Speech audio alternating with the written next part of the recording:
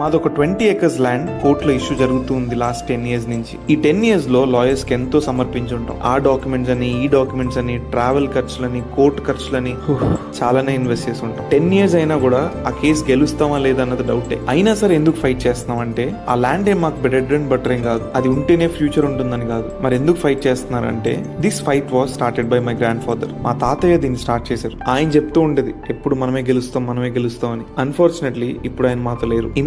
ఆయన లేరనేసి మేము ఈ ఫైట్ ని వదిలేస్తే ఆయన మా మధ్య లేనట్టే ఉంటుంది. అదే ఈ ఫైట్ విన్ అయ్యి ఆ ల్యాండ్ మాకు ఎప్పుడు చూసినా మా తాతయ్యని చూసినట్టే ఉంటుంది. ఇది ఎందుకు చెప్పానంటే ఒకరిని గెలిపించే ప్రాసెస్ లో మనం ఎన్ని కష్టాలు పడ్డా, ఎంత ఫైట్ చేసినా ఎండ్ ఆఫ్ ద డే వాళ్ళని గెలిపించే దాంట్లో వచ్చే సాటిస్ఫాక్షన్ ఇంకా దేంట్లో రాదు. అది మీ ఫ్రెండ్ అవ్వచ్చు, ఫాదర్ అవ్వచ్చు, మీ డాటర్ అవ్వచ్చు, అంతెందుకు ఒక అన్నోన్ పర్సన్ కూడా కావచ్చు. గెలవడంలో హ్యాపీనెస్ ఉంటుంది, బట్ అవతల వాళ్ళ గెలుపులో మన ఇన్వాల్వ్మెంట్ ఉంటే గర్వంగా ఉంటుంది. Try to help who need it.